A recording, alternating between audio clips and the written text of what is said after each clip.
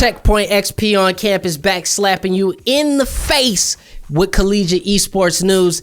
Jacob Brothers, our giant crab nebula brain when it comes to Overwatch, is here to tell us about the Overwatch Varsity Series being put on by TESPA. And off the rip, Jacob, this was not easy for you to find, right? Oh, if we want to talk about Nebula Brain, I went to the next step, okay? I had to line my chakras to find Fifth this. dimension brain. Honestly, yeah, I found it because I wanted to cover, the Overwatch Varsity Series, small thing. And so I went on the Twitter, I typed in Overwatch Varsity, I found Full Sail University had tweeted out, hey, we're competing in this, here's the link. Click on the link, it's not for Varsity Series, it's for a different collegiate Overwatch tournament. And I go, huh, and I click on some different option in the top bar that has nothing to do with tournaments, takes me to a forum-looking page from 2005, that has a drop-down menu that said, here are the 4 groups for this tournament. And I was like, huh, wow, that's great. Oh my God. And then I pulled up the game battles and, now we know the groups. Wow. There's not a TESPA link that takes you there. I went onto TESPA, I went on to Overwatch. It's just like, sign up for the tournament. It's like, well, the tournament's going. So if you could point me in the right direction, that'd be great. But, it was a journey. It was done at midnight. I was already ready for bed, but I found it. And so we're here. So, a little bit of background. The Varsity Series is functioning similarly than it was the last time. So it's based off of loose geographic locations. Right. There's 8 teams per the 4 groups. Top 4 will go. Bottom 4 will qualify for a play-in. And then the top 4 teams from that play-in will go on the playoffs for a grand total of 20 teams in the playoffs. But we're not there yet. The play-in will be much later. But general schedule, they're playing 2 matches a week. The first 2 matches already happened this week, October 10th. And the next matches are happening October 17th, October 24th, and October 25th.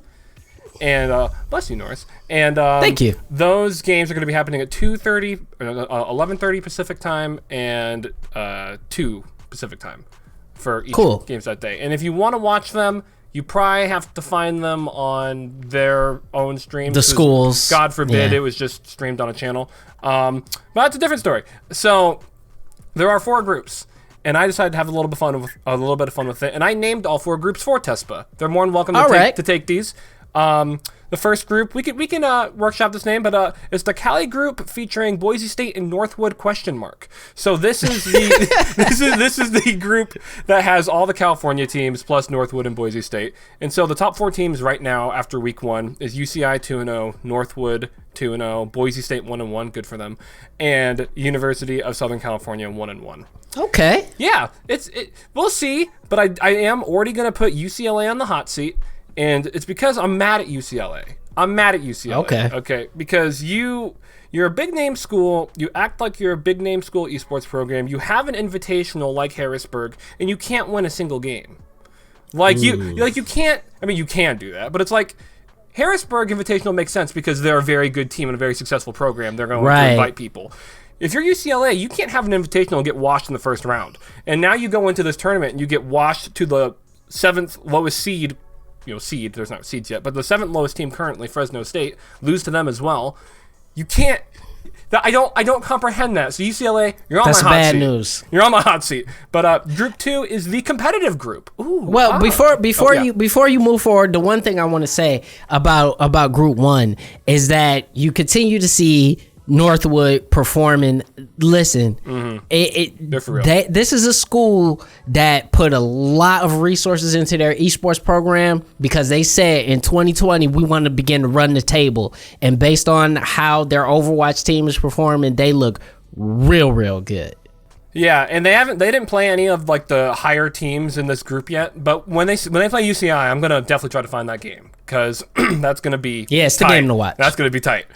So Group 2 is the competitive group. Ooh, this is where everyone in the group, for the most part, is actually kind of good. We have Utah 2-0, UT Dallas 2-0, Hawkeye Community College 2-0. I like to see a community college shake it up. That's awesome. Yeah, right. Grand Canyon University 1-1. So those are the top 4 currently. But this group also has University of North Texas, which I think is an underrated team, and UT Arlington, which I recognize their name. They have been successful in the past. So even though they're 0-2 right now, I put them in they could be competitive.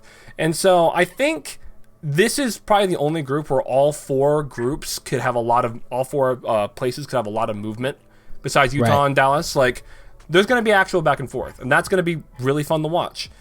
Any thoughts there? No, I we love Utah. I'm just put it out there. We love Utah. I love Utah. They're great. They're awesome. And you know what? I feel like UT Dallas. I feel like they got to do something this year. They got to do something. They got to win. Beat the teams in this group for sure. Yeah, they can. Maybe not Utah, but everyone else they can beat. Yeah. So then moving on into Group 3, I call this the M group, because the three teams that are in first, second, and third are going to stay there. It is Mizzou, Miami University, and Maryville.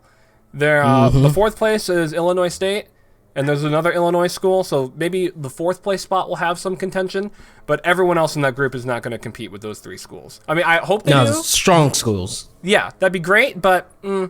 And also, a little hot seat for you, Norris. The Ohio State. That's what they have written down on their, registered as the Ohio State.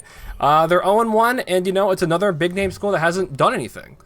That's so disappointing. They just get over it. Anyway.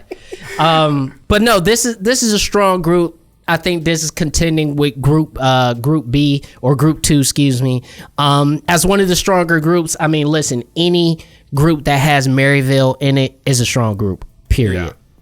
Yeah. And then the final group I call the GG Easy group, because because this group is already split down right down the middle. The two teams that have won are undefeated. The 4 teams that have won are undefeated, and the 4 teams that have lost are they don't have a win.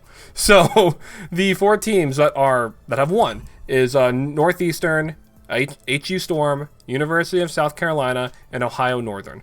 Now, Ohio Northern and South Carolina are 2 teams I'm not familiar with, but they seem like pretty good programs. And because the other teams in this division is Full Sail, Kent State, University of Central Florida, and George Mason. Now, most of those schools have not yet found success in Overwatch, so I'm starting to think that Group 4 will genuinely be a GG Easy group where those 4 teams will say on top. It could be, but Full Sail and George Mason have had success in other esports, namely in League of Legends, and so they may be able to put something together and be competitive. But Northeastern is a team that has been very strong. Doesn't necessarily play in a lot of. They don't play in a lot of invitationals. I would like to see Northeastern play a lot more. But I remember watching them in a collegiate clash once in person in Boston, and they were very good, very good. So watch out for Northeastern. HU Storm, we already know the deal with HU Storm.